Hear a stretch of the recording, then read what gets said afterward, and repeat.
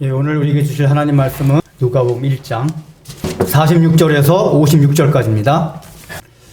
우리가 이제 지난 3년 동안에 그 코로나 때문에 이제 온라인 예배를 대부분 한국 교회가 드렸었습니다. 그때 이제 우리 교회는 아니지만은 이제 다른 교회에서 뭐 이렇게 조사한 것들을 제가 이제 본 적이 있었는데, 온라인 예배를 드리면서 그 마음, 우리 성도들의 마음이 어땠나 할 때 가장 이제 얘기가 많이 나오는 것이 찬양에 대한 거였습니다. 그러니까 모이지 못해가지고 모여서 예배 드리고 싶은 간절한 마음이 있는 사람들한테는 목사님 모여서 정말 찬양하고 싶습니다. 그러니까 아무래도 특히 집에서 이렇게 큰 TV로 가족이 다 같이 보는 경우 그나마 괜찮은데, 혼자 핸드폰으로 보는 경우는 찬양이 대부분 잘 교회에서 모여서 찬양할 때까지 잘 안 됐다고들 그렇게들 이제 얘기했더래요.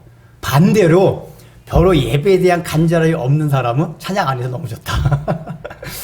그러니까 이게 설교는 일어나자마자 듣는데, 찬양은 보니까 예배 드릴 때 그 성도들의 마음가짐에 따라가지고 아주 확확 갈라지는 게 가장 찬양이었습니다. 이게 무엇을 얘기합니까? 찬양이 사실은 예배 가운데 가장 중요한 요소입니다. 우리 개신교는 특별히 설교 중에 가장 중요한 요소를 설교로 생각해요. 그래서 어느 교회 가보면 설교할 때쯤 해서 교회 와가지고 설교 끝나면 딱 가시는 분들이 있어요.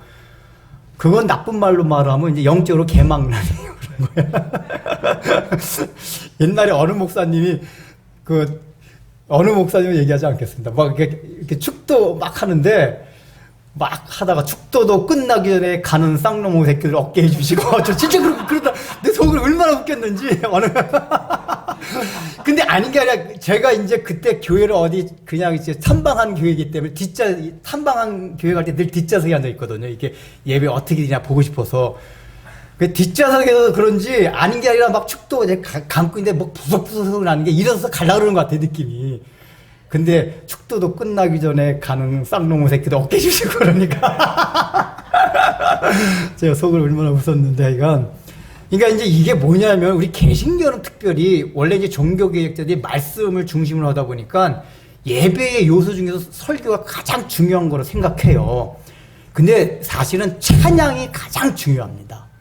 그러니까 설교를 왜 중요하냐면은, 찬양을 하되 우리 기독교의 찬양은 콘텐츠 내용이 있는 거예요. 근데 그 내용을 담아내기 위해서 하는 게 설교란 말이에요. 우리가 찬양할 제목이 뭐고 찬양할 내용이 뭐냐, 그걸 설교 통해서 하는 거란 말이에요. 결국은 설교도 찬양을 하기 위한 그 요소란 말이에요. 그러니까 예배 전체가 찬양, 기도, 설교, 모든 의전 행위가 다 하나님께 경배와 찬양을 드리는 겁니다. 그래서 우리 기독교를 찬양의 종교라고, 다른 종교와 구별지어서 하는 여러 가지 표현들이 있지만은 찬양의 종교라고 하잖아요.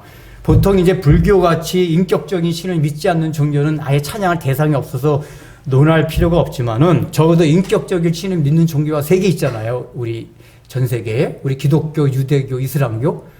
근데 똑같이 인격적인 신을 믿음에도 불구하고 찬양이 가장 비중을 많이 차지하는 종교가 기독교예요. 여러분, 이슬람교 왜 찬양이 없을까요? 이슬람교, 분명히 이슬람교 하나님도 신구약을 다 믿고 플러스 코란을 더해서 믿습니다. 근데 이슬람이 믿는 그 하나님 알라에는 예수님께서 이 땅에 오셔서 가르쳐준 사랑의 하나님, 그 개념이 없어요. 그래서 이슬람교 사람들이 생각할 때 하나님은 엄청 무시무시한 분이세요. 조금만 잘못하면 저주를 내리고 징계를 하고 잡아 죽이고. 그래서 그게 무서워서 선행을 할 수밖에 없단 말이에요. 물론 이제 이런 우리 사례들이 우리 기독교 역사 가운데 계속 나타나긴 했지만은, 근본적으로 기독교는 뭐가 다르냐? 그 인격적인 신을 믿는 데 있어서는 유대교, 이슬람교 우리가 다 똑같은데, 기독교는 예수님이 가르쳐준 그 하나님, 어떤 하나님이요? 사랑의 하나님. 아까 찬송가 불렀듯이 허물이 있어도 덮어주시고 의심이 있어도 확신될 때까지 기다려주시며 확신케 하시는 그 사랑의 하나님. 그러니까 사람이 그렇잖아요. 이게 누군가 이게 찬양한다는 게 여기서 찬양한다는 뜻이 원어 뜻은 뭐냐면 그분을 높인다 그 뜻이거든. 높이고 칭찬한다 그 얘기거든요. 근데 어떤 대상을 높일 때는 그 사람이 받은 은혜와 선물이 있을 때 저기 한단 말이에요. 제가 아까도 얘기했지만 얘네들한테 이제 아까 선물 주려고 그 얘기가 나왔는데 얘들아 내가 너희들한테 선물을 지난번에 몇만 원씩 줬는데 얘를 몇만 원이 아니라 목사님이 1,000만 원 준다. 너희들이 그날 막 잘못해서 사실은 너희들 상금 준 게 윷놀이고 그것도 있지만은 너희들이 예수님 믿습니까? 천국적 믿습니까? 설문지 조사했는데 80% 이상에 해당돼 4번이 많아가지고 깜짝 놀래가지고 너무 기특해가지고 사실 상 주려고 이 마음 먹고 해서 그래서 한 건데 근데 그때 목사님이 너네들이 예를 너네 다 1번, 2번 썼는데도 불구하고 막 100만 원씩 줬다. 1,000만 원씩 줬다. 그러면 너네들 마음이 어떻겠어? 목사님한테 너무 고맙겠지. 야, 목사님 막 칭찬해주고 싶겠지.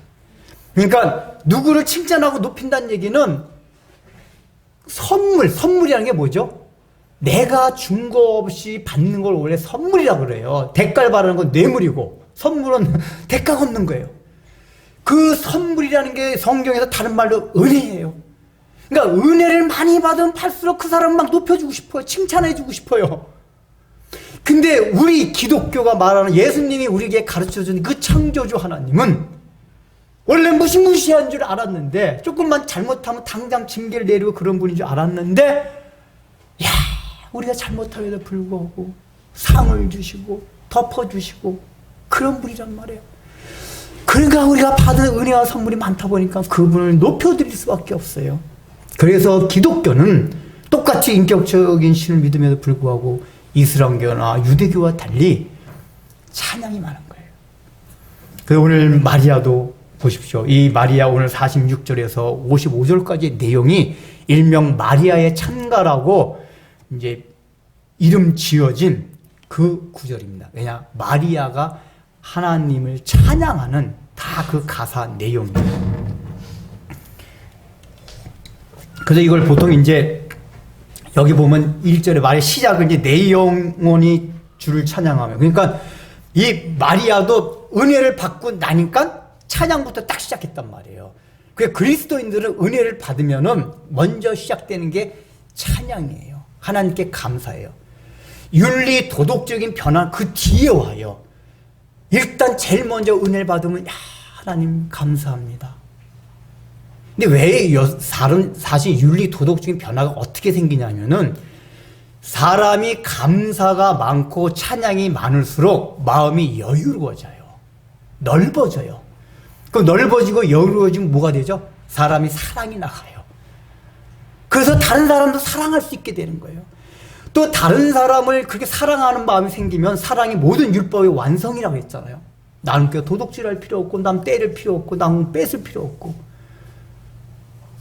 그게 결국은 감사와 찬양이 넘칠수록 우리가 흔히 얘기하는 윤리 도덕적 차원에서의 향상도 계속해서 나가게 되는 거란 말이에요. 근데 시작은 뭐예요? 그 감사와 찬양이에요. 그래서 여러분들이 찬양을 많이 부르셔야 돼요. 예배 특히 이 예배 시간이면 얘가 찬양을 많이 하잖아요. 찬양을. 어떤 교회는 찬양단이 있어서 하기도 하지만 우리 교회 찬양단이 따로 없으니까 찬양을 많이 부르잖아요. 왜 그렇죠? 찬양 자체가 하나님께 예배드리는 가장 중요한 요소이기 때문에 그래요. 그리고 우리가 교회 올 때 그런 것들이 있어요. 딱 앉아보면 내가 일주일 동안의 삶을 돌아보면은 마귀가 참소합니다. 야 네가 무슨 찬양을 하냐. 너 사람 꼬라지를 봐라. 그런 마음들 안 드세요? 저도 마찬가지예요. 전 더구나 설교자잖아요. 조금이라도 뭔가 잘못하면은 설교단에 어떻게 올라가나. 집사람한테 성질 한번 특히 토요일날 성질 내면은 내일 설교 이제 끝났다 이제. 제가 옛날에는 설교 못한 적 있었잖아요. 그건 집사람한테 성질 낸 게 아니라 그렇지 우리 부모님한테 막 아버지 어머니가 싸우는 거 말리다가 막 성질 내고 그래가지고 내일에 설교 다 했다 이제. 그래서 제가 그 경우는 토요일 날은 가능한 뭐가 있었어 꾹 참고 월요일 날 보자. 그러다가 잊어버려요. 그 감정 그러니까 사람이 보니까 감정이라는 건 지나가면 잊어버리더라고요. 내가 토요일 날은 토요일 날 하면 저 결정적으로 이제 설교 못 해요. 이 찬양도 힘있게 못 해요. 그러니까 토요일 날 또 월요일 날 봐. 이제 월요일 날 되면 잊어버려. 그냥 넘어가요. 저도 이제 그렇단 말이에요. 근데 제가 거의 다가 항상 힘있게 찬양하고 힘있게 설교한단 말이에요. 왜 그런지 아세요? 제가 뭐 여러분들보다 잘 엄청 거룩하게 그렇게 살아서가 아니에요. 다 여러분이나 저나 다 도찐개찐이에요. 근데 왜 그러냐? 저도 이 주일날 나올 때마다 주님께서 나를 위하여 피 흘려 돌아가신 십자가의 공로를 생각해요. 마귀는 계속 참수해요. 야, 네가 목사냐? 네가 우린 너가 성도냐? 너가 신자냐? 그 참수할 때 그 참수하는 마음 때문에 마음이 짓눌려요. 그럼 찬양이 안 나와요. 그게 또 성향이 소심하고 구데기 잘 파는 성향들 있잖아요. 이런 사람들은 더 해요. 마귀가 그런 사람은 더 참수하기가 좋아요. 네, 그때마다 주를 앙망하라. 이사야가 주를 앙망하는 게 그 십자가를 바라보는 얘기예요. 그래서 그걸 하면서 그 마음을 벗어던지고 의지를 가지고 찬양을 더 열심히 해야 돼요. 제가 여기서 딱 보면 어떤 사람은 찬양 열심히 하는데 어떤 사람은 내 영이 주를 찬양 내 영이 주야 내 영이 주를 이러면은 사탄한테 당해요. 그러니까 우리가 내용이 사실은 형식을 주장하는 거긴 하지만 우리가 육신을 입었기 때문에 때로는 내용이 어떤 형식을 갖추고 그나마 갖추고 있어야지 내용이 그나마 거기에 조금씩 채워진단 말이에요. 일단 그릇이 있어야 내용이 없을 때는. 그래서 여러분들 예배 찬양할 때 열심히들 하세요. 열심히 찬양. 그리고 일상생활 하면서도 찬양을 읊조리고 해보세요. 그러면 정말 여러분 그 찬양 간증 많이 들었잖아요. 찬양 많이 부른 사람들은 내가 어려운 문제, 그 마음이 짓눌렸을 때 그 짓눌림이 달아나고 우울일 때 그 달아나고 찬양을 자꾸만 하면은 찬양을 통해서 역설적으로 우리가 은혜 가운데 거하게 된단 말이에요. 예배뿐만 아니라 찬양을 많이 하십시오. 그 마리아도 첫 번째 반응이 이제 지난해 했잖아요. 엘리사벳을 만나가지고 마리아의 마음이 짓눌렸었잖아요. 근데 좋은 성도의 교제를 통해서 위로를 받고 말씀을 통해서 권명과 탁 받은 건 은혜가 됐어요. 맞다. 내가 이제 배가 불러오기 시작한다고 이제 겁낼 게 아니구나. 마음이 짓눌 게 아니구나. 그러면서 그 은혜를 받으니까 바로 나온 게 내 영이 주를 찬양하네. 마그니피카트. 이게 그 전에 이제 중세기 때 라틴어 성경 할 때는 이게 찬양하다가 마그니피카트. 그걸 이제 보통 마그니피카트라 그래요. 유럽의 그 음악가들이 바하나 슈베르트 이런 멘델스존 같은 사람이 지은 곡들 보면 마그니피카트라는 그 곡이 많이 있어요. 전 바하 같은 경우가 특히 이 마그니피카트 이 성경 이 가사를 다 그 음악에다 실어가지고 마그니피카트. 그만큼 내 영혼이 주를 찬양하고가 짧은 구절이지만은 이게 찬양의 가장 근본적인 요소가 있는 거예요. 여기 내 영혼이 하는 건 이 마음을 다 담은 자세, 이게 영혼이에요. 마음을 다 담아서 주를 찬양하면. 제가 이제 주로 여행을 다니면 제가 신앙 공동체 같은 데 꼭 찾아가 보거든요. 미국에 갔을 때는 MEG 공동체, 유럽 다니면서는 막 이제 프란시스 세포 박사가 세우는 스위스의 라브리 공동체, 그리고 이제 프랑스의 떼제 공동체라는 게 있어요. 저 브로그뉴 지방에 이제 아주 시골 마을인데 여기 이제 라제라는 수사가 세웠다고는 하지만 실제적으로는 그 종교개혁 시대에 조금 지나고 나서 제네바 개혁파 교회 다니는 그 신학생들이 우리 공동체에 이루어서 같이 살아보자 해가지고 제네바에서 가까운 그 브로그뉴 시갈 쪽에 이제 땅에 싸가지고 거기 사가지고 이제 공동체 생활을 시작했는데 저녁엔 주로 이렇게 찬양으로 집회하면서 하고 낮에든 성경 공부하면서 이제 서로 이제 은혜 받고 하는 거예요. 일주일간. 저 그런 데 가면 맨날 영어 공부하는 게 후회돼가지고 라브리 공동체 갔을 때 라브리 공동체는 특히 거기 젊은이들이 많이 오는데 이제 저 식당 당번 빼놓고는 하루 종일 도서관에서 책을 보든지 산책하면서 묵상해요. 하루 종일.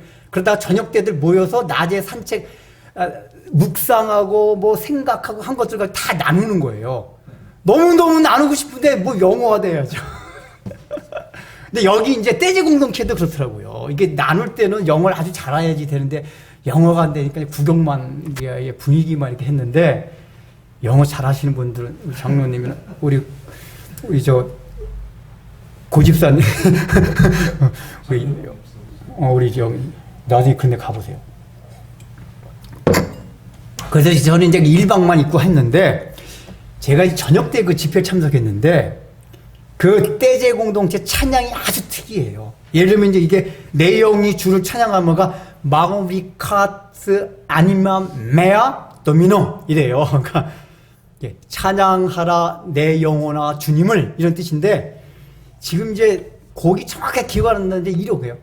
마우리미카 아니마 메아 도미노 아그니카 아니마 메아 도미노 거의 2분음표 내지는 빠르면 4분음표. 우리 젊은이 좋아하는 뭐 엇박자나 비트가 빠르 이런 게 전혀 없어요. 근데 거기에 젊은이들이 굉장히 많더라고요. 프랑스나 독일 같은 경우는 교회에서 수련회를 이런 데 잘 온대요. 거의 떼제공도 일주일간. 그 젊은이들이 굉장히 많은데도 불구하고 그거를 반복해서 찬양하라 주님을 내 영혼아 찬양하라 주님을 내 그거를 1시간 2시간 딱 곡도 별로 변함이 없는 그 곡의 가사는 똑같은 거 가지고 막 하더라고요. 근데 제가 이 곡 할 때는 기억이 안 나는데 이런 거 있었어요. 오 크리스토스 도미노 예수 오 크리스토스 도미노 예수 무슨 뜻인지 알겠죠? 라틴어지만은 딱 들어본 거잖아요. 오 그리스도 도미노 나의 구주 예수스 예수님 이거는 왜 곡을 확실히 기억하냐면 3시간 동안 오 크리스토스 도미노 예 3시간 내내 하는데 제 옆에 어떤 프랑스 여자분 같은데 눈물이 주쉬 그러면서 오 그리스도 막 그러고 있더라고요.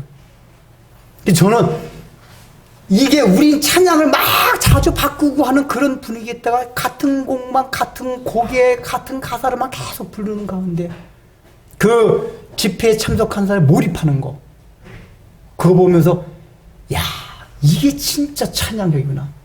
그러면서 그러니까 한 단어를 깊이 묵상한 것 같아요. 오, 그리스도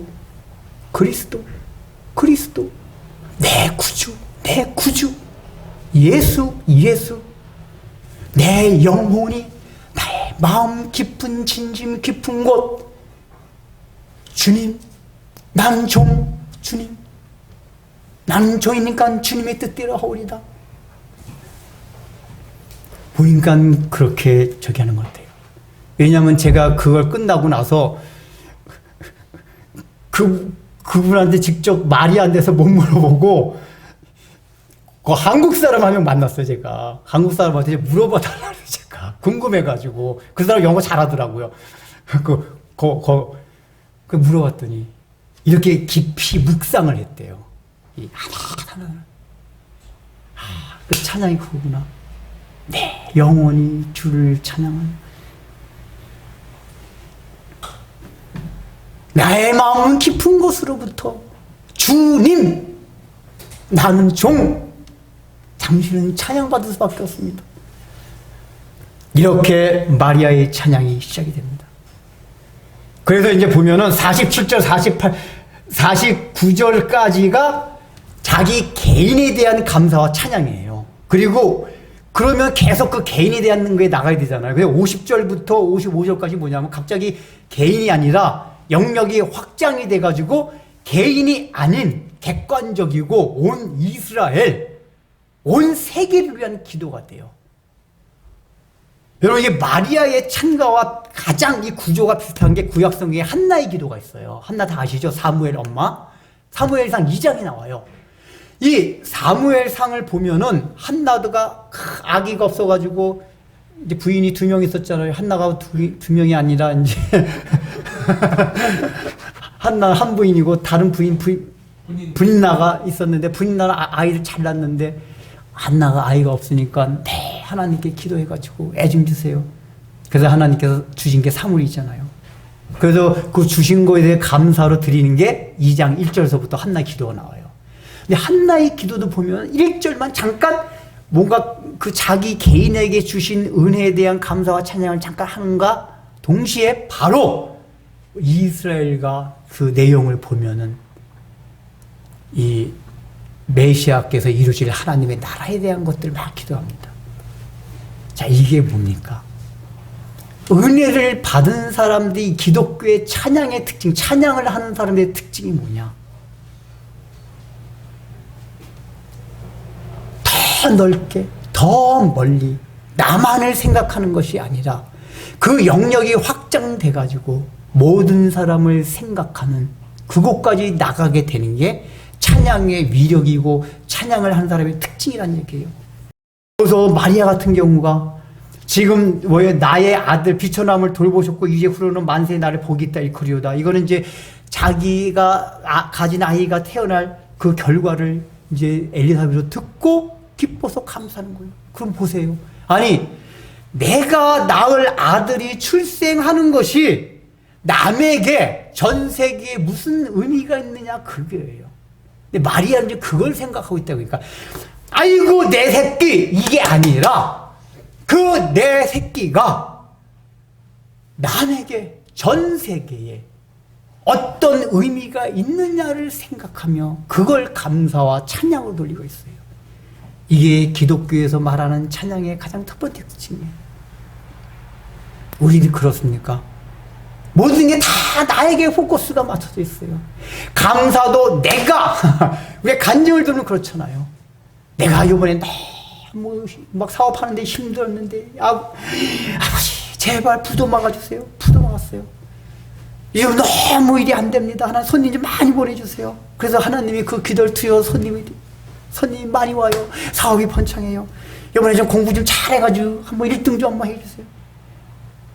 그러면 우리들 간증하는 게 자기에게 이루어진 그 결과에 초점이 맞춰져 있어요. 대부분이 다 그래요. 근데 이 마리아는 그게 초점이 아니에요.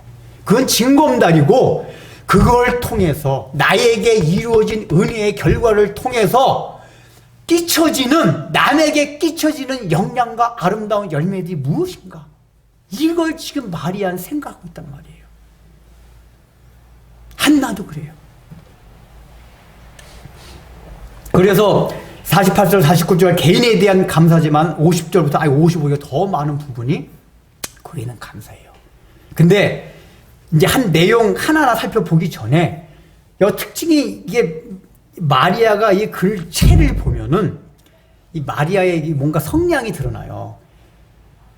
이제 48절부터 49절까지는 그냥 간증 형식으로 이렇게 됐습니다. 이렇게 나오는데 이 51절 보세요. 그의 팔로 힘을 보이사 마음의 생각이 교만한 자들을 흩으셨고 권세 있는 자를 그 위에서 내리쳤으며 비천한 자를 높이셨고. 자 보십시오.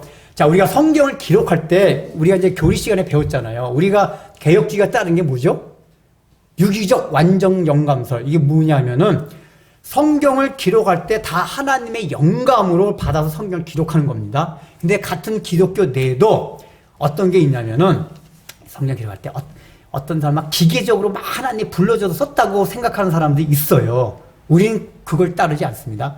하나님이 일일이 기계적으로 불러서 한 글자 해서 하는 게 아니라 각자 기록한 사람들마다의 성향, 배운 지식, 여러 가지가 다 달라요. 그 사람들이 가진 걸 다 동원하되 완전히 성령께서 100% 감동해가지고 쓰게 하셨다. 그게 유기적 영감설이라고 그래요. 그럼 마리아 같은 경우, 그래서 바울의 편지와 베드로의 편지가 달라요. 베드로는 직선적이고 바울은 논리적이고. 이게 똑같은 하나님 말씀이어도. 근데 마리아의 표현을 보세요. 하나님이 이제 마리아 감동시켜서 이 내용은 그렇게 감동을 썼는데 표현이 마음의 생각이 교만하고 권세 있는 자를 그 위에서 내리쳤으며, 여러분 이게 글로 봐서 그렇지 말로 하면 굉장히 강한 표현이에요. 그러니까 이게 이제 내용이 오늘날로 말하면 어떤 식이냐면, 이게 아주 큰 교회 가가지고 하나님께서 저에게 이렇게 역사하셨습니다. 그 크신 하나님을 찬양합니다.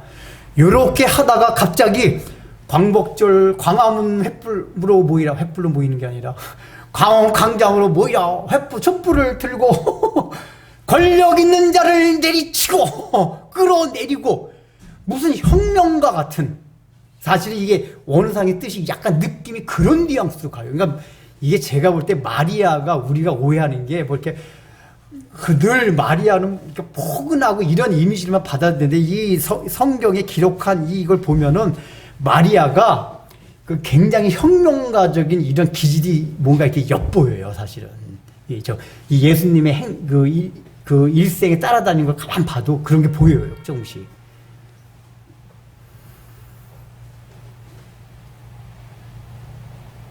그리고 보세요, 막 줄이는 자를 53절 권세 있는 자를 내리쳤으며 비천하를 높이셨고 줄이는 자를 좋은 곳으로 배불렸으며 부자는 빈손으로 보내셨도다.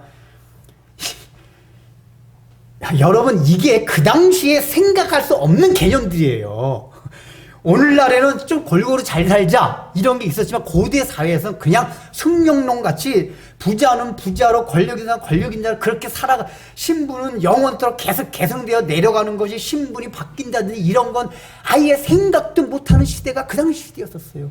근데 지금 물론 이 내용 자체는 성령께서 감동해서 이게 나왔지만은, 이 마리아가 표현이, 그래서 이런 성경 구절을 이렇게 진보적인 사람들은 해방신학 이런 걸 만들어요. 예수님은 혁명가였다. 부자들을 끌어내서 가난한 사람을 그 자리에 앉히고 권력자를 내려가지고 프롤레타리아 혁명, 그겁니까? 물론 우리는 표면적으로 늘 구약성경도 그렇고 성경이 늘 이걸 강조하고 있기 때문에, 표면적으로 일단은 우리 그리스도인들은 부익부 빈익부 현상이 심화되지 않도록 기도해야 되고, 그렇게 제도가 되지 않도록 늘 같이 힘을 써야 되고, 개인적으로도 내가 잘 살고 못 사는 사람이 있으면 나 잘 살고 흘러갈 수 있도록 해야 돼요. 그 무슨 좌파 같은 사람들이 하는 생각이 아니라 오히려 그리스도인들이 해야 돼요. 근데 우리 그리스도인들이 아까 말했듯이 얼마나 은혜 받는 게 내가 혼자에 국한되어 있습니까? 그게 우리 기독교 역사 가운데 식민지 역사에 있었잖아. 백인들이 처음에 기독교를 받아들였어요. 얼마나 복된 겁니까? 근데 그 복을 황인종, 흑인종한테 다 흘려보내야 되는데, 그때 백인 기독교들이 우리는 하나님이 축복해 줘서 이런 은혜와 복을 받았다. 흑인 너희들은 우리의 노예가 되라. 그때 노예로 줄 때도 신학적인 근거를 해주는 것들이 많이 있었어요. 왜요? 나의 받은 은혜가 거기서만 국한되었어요. 흘러가진 않았어요. 그러나 그 가운데서도 말씀에 대해서 깨어있는 사람들은 서구사회에서 얼마나 내가 받은 은혜와 복이 흘러 넘치겠는지 몰라요. 그래서 사실 서구사회가 우리보다도 혈연 중심이 아니고, 그 사람들은 입양도 잘하잖아요. 입양도 잘하고 기부문화도 우리가 훨씬 발달되어 있어요. 이게 사실은 기독교적인 정신에서 온 거예요. 내가 사회를 통해서 많이 얻었기 때문에 세금도 좀 많이 내고, 그 세금을 때 다른 어린 사람 도와주고, 우린 난리가 나잖아요. 기독교 정신이에요. 그래도 서구 사회가 그게 우리보다 오히려 나아요. 그 왜 뉴욕에 가면 라구디아 공항 있잖아요. 존 F 케네디 공항도 있고 라구디아 공항도 있는데, 그 라구디아라는 게 원래 이제 그 뉴욕 시장했던 사람의 이름을 딴 거래요. 이 사람이 원래 시장하기 전에 판사였는데, 이제 어느 날 한번 아직 독실한 크리스찬이었는데, 이제 재판권이 왔는데, 추운 겨울날 성탄절쯤 돼가지고 빵을 저 가게에서 훔치다가 걸려가지고 이제 직결 심판이 넘어온 나이 드신 분이 계셨대요. 그래서 이제 판사가 얘기를 해보니까 이 할아버지가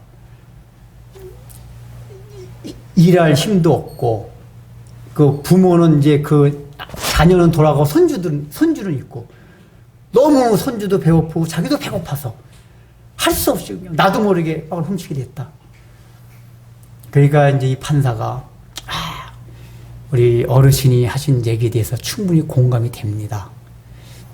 이해가 됩니다. 그럼에도 불구하고 법은 법이고 정의를 세워야 되기 때문에 10달러의 벌금형을 내겠습니다. 이렇게 딱 일단은 이제 벌금형을 내렸대요. 그리고 나서 한 게 뭐냐. 그 대신 이 10달러의 벌금형은 제가 대신 내겠습니다. 이유를 말하대요. 이유가 뭐냐.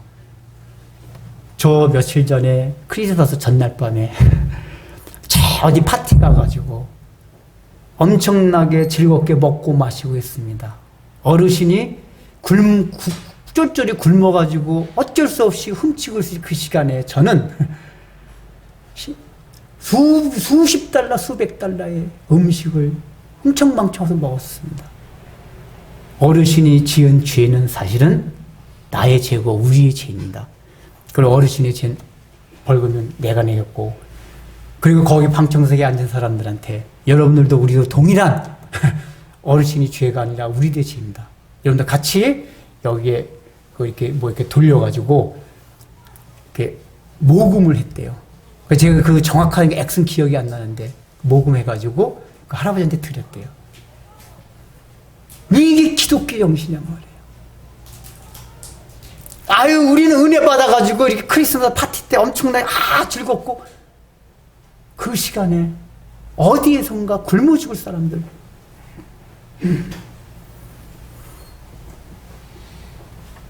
기독교가 들어가는 데는, 그래서 이 세계 역사를 보십시오. 기독교가 들어가게 되면 그런 개화들이 일어나잖아요.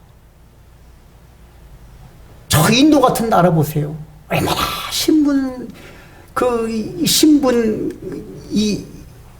그게 막 철저합니까? 그래서 영국에서 그 전에 인도 지배할 때 선교사들 보낼 때 이 성경 본문 읽지 말라 그랬대요. 선교사들한테. 비천한 자를 높이고 그 선교 교육계에서 교육시킬 때, 왜냐하면 인도 사람이 워낙 카스제도 이런 데 막 익숙해가지고 이런 거 들으면 복음 자체를 아예 싫어할 수가 있다. 일단 처음에 이런 얘기를 하지 마라. 인도로 가는 선교사들이 이런 얘기를 했었대요. 그 어둠의 영에 접해 있는 나라에 다 그렇게 살았어요.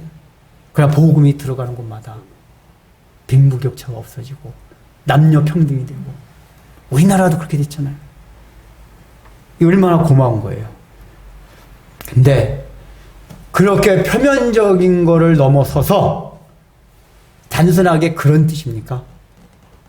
우린 그것도 중요하지만 더 중요한 게 뭐냐.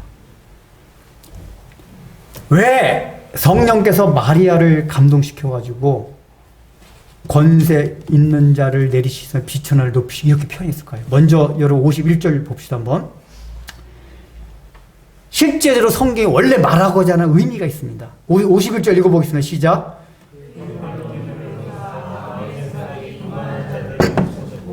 예.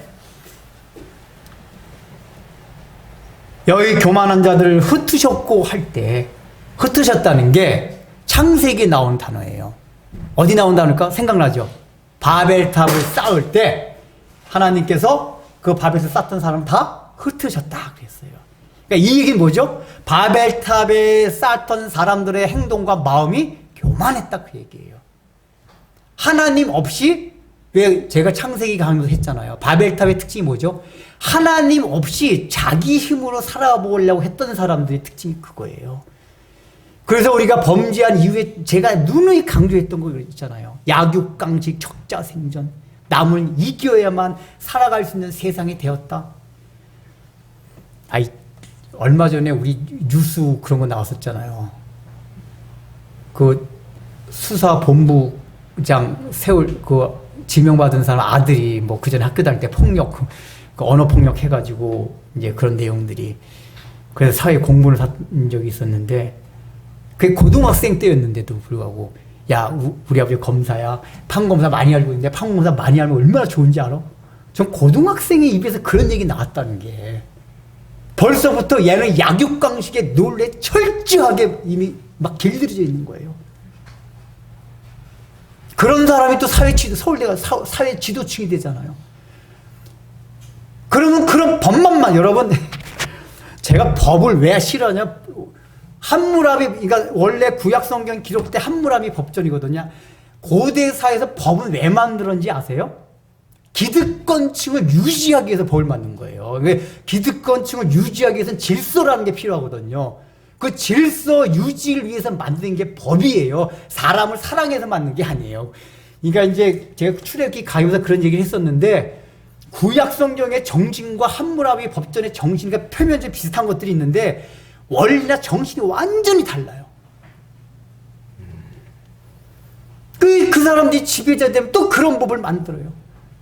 그 점점 신분 이동 뭐 이런 게 전혀 힘든 그런 세상이 돼가요.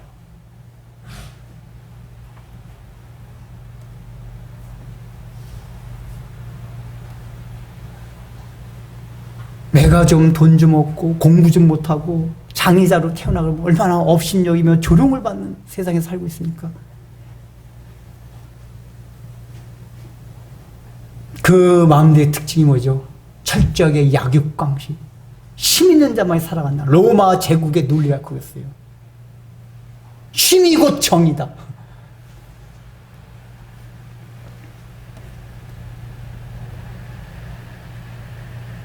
근데 오늘날 우리 그리스도인들 마음에도 그런 것 있단 말이에요.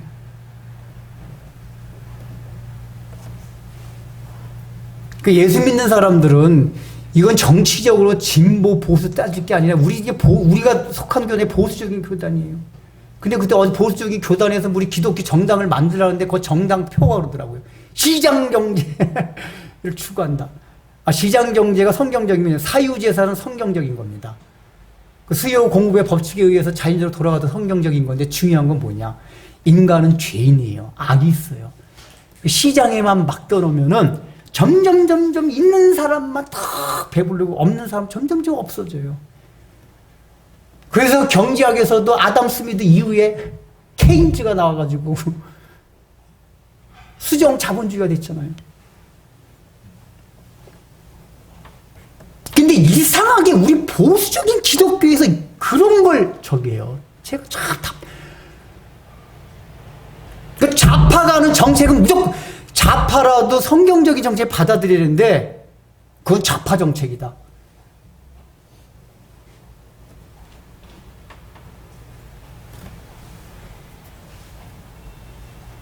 어렵고 힘든 사람들이 또 어느 정도 살아갈 수 있도록 의료보험 얼마나 참 박정희 대통령 참 잘한 거예요. 의료보험 저는 의료보험 박정희 대통령 굉장히 좋아하는데 왜 그냥 의료보험만 의료보험 여러분 돈이 없어서 병원에 못 간다는 게 말이 됩니까? 특히 이 건강에 있어서만큼 그건 돈이 있으나 없으나 병원 갈 수 있어야 돼요.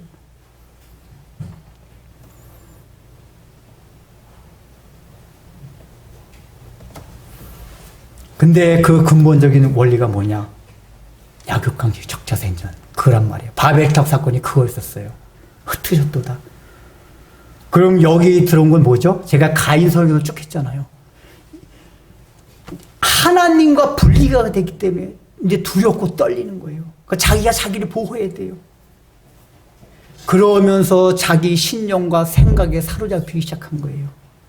우리는 교만한 걸 거만한 거로 착각을 합니다. 그러나 성경이 여기 말하는 교만함은 그게 아니에요. 바벨탑 짓던 사람들이 거만하게 나봐 뭐 이랬습니까? 뭐 이런 사람들이 아니에요. 다 네 안녕하십니까? 예. 대부분 그런 사람들이 많았어요. 근데 왜 성경이 그걸 교만하다고 합니까? 자기의 생각대로 자기의 신념대로 살았기 때문에 그래요. 교만은 바로 그게 하나님의 주권을 인정하지 않는 것, 인간의 생각과 신념을 믿고 살아가는 게 교만이에요. 이어령 박사가 그 대표적인 분 아니에요. 그분이 지식인이었어요. 얼마나 자존감이 강했어요. 이분이 왜 예수 믿게 됐습니까? 자기 딸이 병에 걸렸어요. 근데 그 딸은 진실한 기독교인이었어요. 그래서 그 딸이 예수 믿기가 하나님께 기도했어요. 그러니까 그때 이어령 박사가 처음에 그걸 느꼈대요. 야, 내가 정말 지식인이었음에도 불구하고 인간의 한계를 느낀 거예요. 인간은 유한하고 인간은 한계가 있구나. 그 마음이 들면서 예수님이 영접이 됐다는 거예요. 거기에는 논리적으로 따지게 됩니다. 야, 창세기 기서, 야, 이게 과학적으로 맞는 거야, 안 맞는 거야, 이게 따지는 게 아니라 인간의 유한성과 한계를 느끼면서 자기가 가진 생각과 신념을 내려놓는 게 되는 거예요. 그래서 믿어지는 거예요. 제가 제 동생 얘기를 종종 하잖아요. 얘가 우리 장로님 잘 아시는데 얼마나 겸손하고 성향이 아주 겸손하고 예의 바르고 다른 사람들 배려하고 그래서 창세기도 믿지 않음에도 불구하고 그게 목사님이 엄청나게 걔를 좋아해요. 워낙에 교회에서도 순종적이고 성향이 아주 겸손한 그런 스타일이란 말이에요. 근데 형, 나 창세기 안 믿어줘. 근데 얘가 언제 믿었다 그랬죠? 얘가 지금 불치병, 의학적으로 현재 못 고친 그 병에 걸린 다음에 이제 인간의 한계와 그걸 느낀 거예요. 거기서 마음이 다 자기가 내려놓고 논리적인 어떤 설득과 설명이 아니라 그냥 하나님이 믿어진 거예요. 그게 겸손이란 말이에요. 근데 인간은 조금만 있어도 아직까지도 내 생각, 내 신념 이걸 내려놓지 않으려고 그래요. 이게 교만한 거예요. 그 교만한 자들 흩으셔도 다 뭐지? 바벨탑에 다 흩어져가지고 자기가 하려던 바벨탑을 쌓지 못했잖아요. 이렇게 살아가는 인생의 결국이 그렇게 된다 그 얘기예요.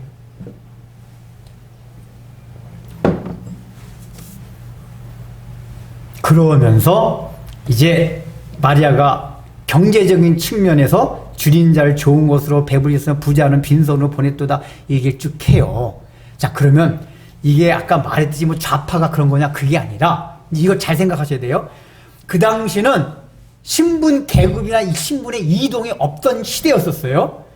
근데 부자와 가난한 자가 어떻게 생각이 났죠? 고대 사회일수록 권력이 있는 자 부자들은 다른 사람을 착착 밟아 누르고서 올라간다. 오늘날엔 그래도 좀 선의의 공경이라는 게 있잖아요. 그래 다른 사람한테 물리적인 폭력 덜고 공부 같은 걸 선의의 경쟁이라고 하잖아요. 경쟁은 선의의 경쟁.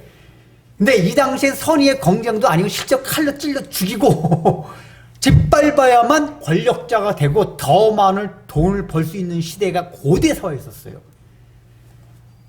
그러니까 여기서 부자라는 건 뭐냐면은 그만큼 약육강신과 적자생존의 사고방식과 원리에 철저하게 게을러진 사람이야 그 뜻이에요. 부자, 권력자 그 뜻이에요. 약육강식 적자생존의 원리와 아주 몸에 배인 자들 그걸 다시 공수로 보낸다 그 얘기예요. 이게 구약성경 한나에 거기서도 나옵니다. 자, 여러분 사무엘상 펴보세요. 사무엘서 2장 똑같은 성령께서 감동을 해주셨기 때문에 그 내용이 비슷해요. 한나의 노래와 이 지금 마리아가 한 노래가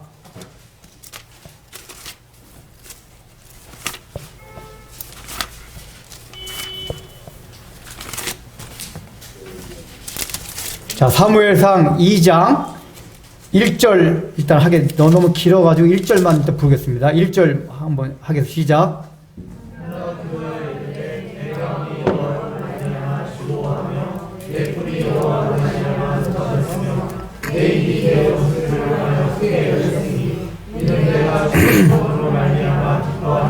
네, 자, 그 일단 1절에 보니까 한나가 사무엘 낳고 난 뒤에 찬양과 감사 기도를 하는 거거든요. 여기서는 여호와로 말미암아 즐거워하면 내 뿔이 그러니까 내 뿔이 여호와로 말미암아 높아졌다는 얘기는 그 브릿나가 자기를 맨날 그냥 욕하고 너 애기도 못난 병신 막 그런 상태에 있다가 이제 좀 높아졌다 그 얘기거든요. 그러니까 1절은 그래도 사무엘을 주신 데 대한 감사 찬양이 있는 거예요. 근데 시간과 쭉 지나가지고 자 5절부터 한번 그냥 7절 9절 한번 읽어보겠습니다. 7절 8절 9절 생략하고 시작. 구하기도 하시며 낮추기도 하시고 높이기도 하심도다. 가난한 자를 진토에서 일으키시며 빈궁한 자를 거름더미에서 올리사 귀족들과 함께 앉게 하시며 영광의 자리를 차지하게 하시는도다. 땅의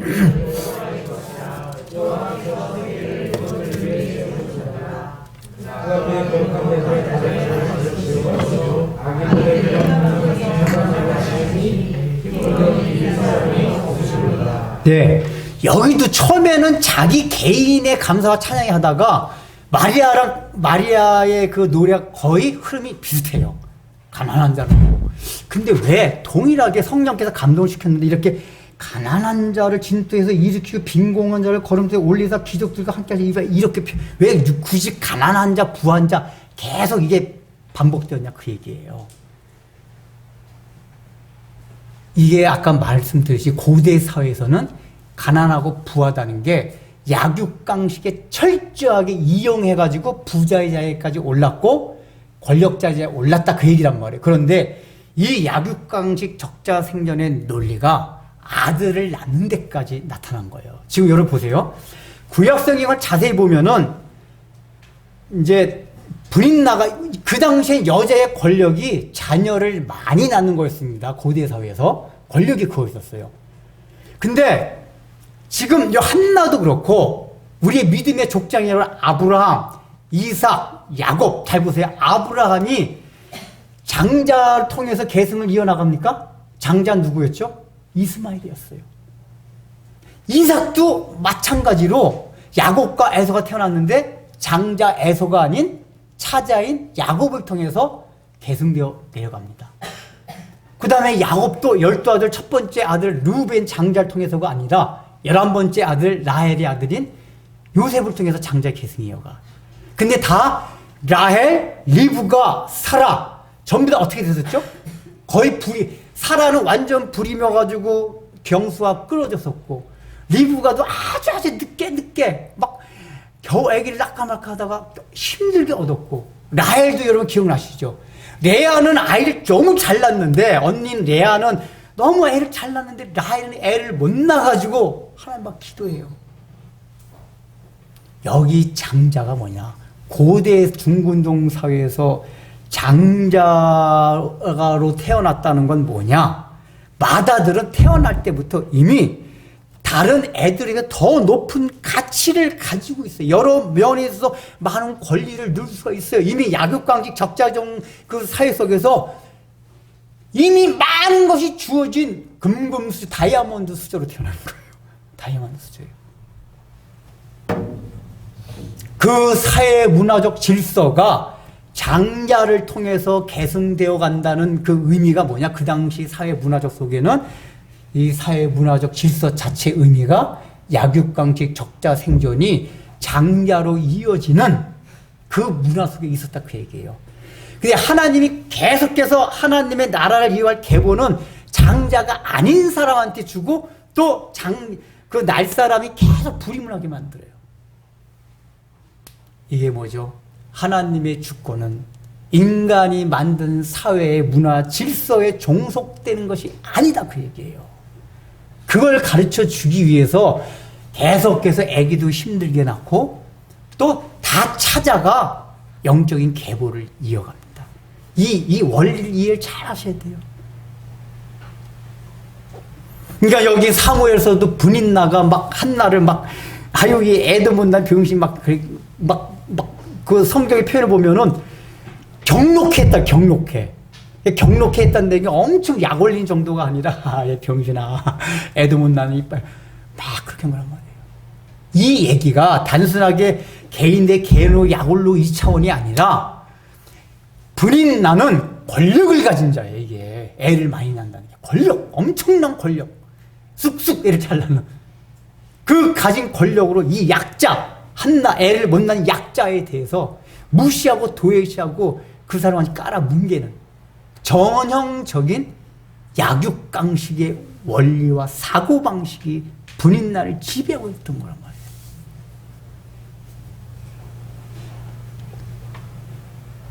이 기도를 들어주신 건 바로 사무엘에 한 아기를 주신 그 이유뿐만이 아니라 하나님께서 바로 내가 너의 기도 통하는 걸, 기도 들어주는 걸 통해서 앞으로 이런 일들, 가난한 자와 부자가 바뀌게 하고, 저 약육강식이 판치지 않는 그 세계를 내가 지금 너희가 살아가는 사회 질서 문화 이걸 뒤집어 엎겠다 그 얘기. 그러니까 좌파들이 말하는 혁명이 아니라 예수 그리스도가 오셔서 복음으로 이 세상을 뒤엎겠다 그 얘기예요. 그 혁명. 좌파들이 우회하는 거예요. 해방신학, 민중신학. 이건 복음으로. 인간이 하는 건 혁명이 됐습니까? 공산주의 프롤레타리아 혁명이 일어났다고 혁명이 됐습니까? 공산주의는 또 다른 부조리를 놔요. 인간이라는 게 다 그래요. 진보든 보수든 인간이 만든 제도와 이념과 신념은 다 그래요. 온전한 혁명은 예수 그리스도의 복음을 통해서 이루어지는 거예요. 어떤 복음이요? 강자가 약자를 아끼고 보살피고 배려해주고 하나님의 나라가 그거예요. 여기서도 마리아나 지금 이 한나가 기도가 계속 영역이 점점 넓어가잖아요. 깊어가잖아요. 높아가잖아요. 이게 바로 하나님의 나라의 특징이에요. 하나님의 나라는 자기가 강자가 되면 약자를 대신해서 그 강한 힘을 발휘하는 거예요. 돈이 많으면 돈이 없는 사람을 위해서 돈이 흘러가도록 하는 거예요. 내가 공부를 잘하고 좀 머리가 좋으면 공부 못하고 머리 안 좋은 사람을 위해서 그것이 활용되어서 힘쓰는 거예요. 이게 하나님의 나라고 이게 혁명이란 말이에요.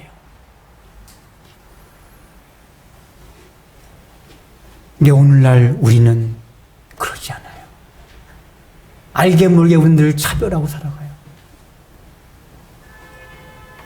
오늘 이 마리아를 통해서 마리아 이제 그걸 메시아가 오셔서 이를 하나님의 나라를 성령의 감동으로 깨달은 거예요. 야, 내가 임신한 이 아이가 이 메시아를 통해서 이루어질 하나님의 나라는 가난한 자를 통해서 부자들을 부끄럽게 하고 권력자들을 끌어내리고 아래 있는 사람을 끌어올리시며 높은 산이 낮아져서 고를 메우고 이런 나라. 그래서 이사야서의 메시아가 오셔서 이룰 나라를 예언했잖아요.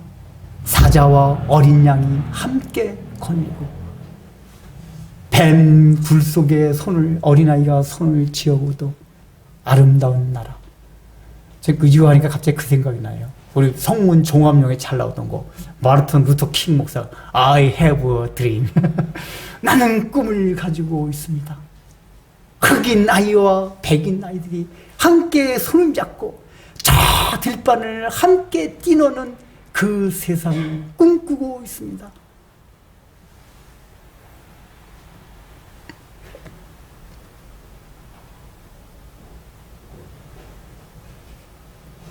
우리가 그런 나라, 얼마나 아름다운 나라입니까? 거기엔 차별도 없어요. 실제적으로 그런 나라가 오지만 이 땅에서 그 훈련을 하는 거예요. 그래서 우리 교회 표가 뭐죠? 주부에 그저 맨날 썼던 거? 진리의 교회는 인생의 총체적 보험의 기능과 역할을 하는 교회가 되어야 한다.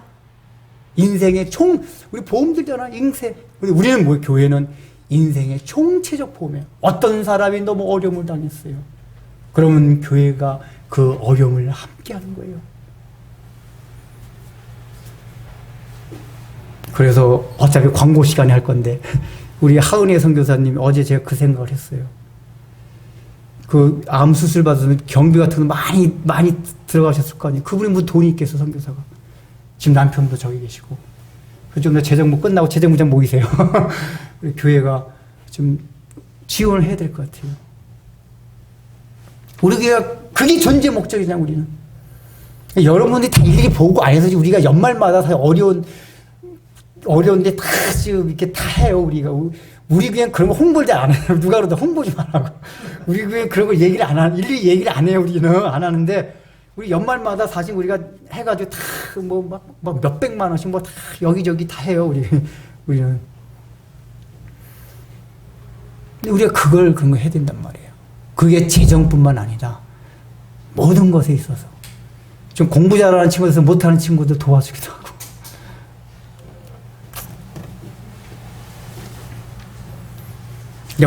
우리 교회 그거 한번 하고서 끝냅시다.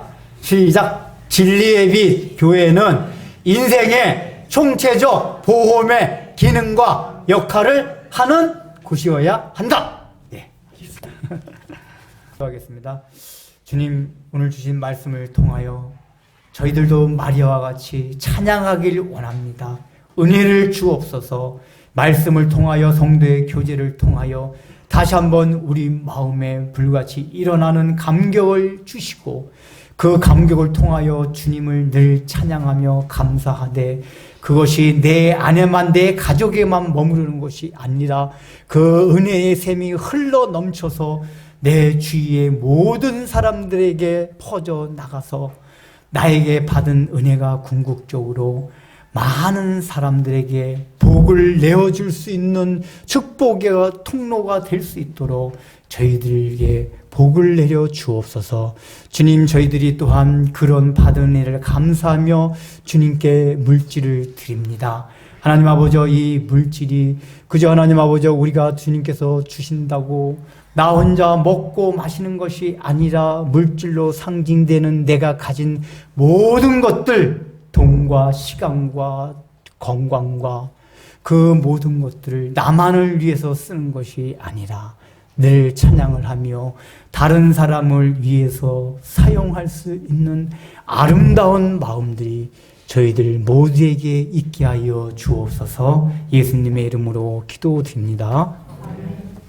이제는 우리 우주 예수 그리스도의 무한하신 은혜와 하나님 아버지의 놀라우신 사랑과 성령님의 감동과 권면하심이 오늘 이 말씀을 듣고 마리아처럼 찬양을 하며 주님과 나가기를 소망하는 사랑하는 성도들 위해 삶 위에 예부터 영원토록 함께 있을지어다.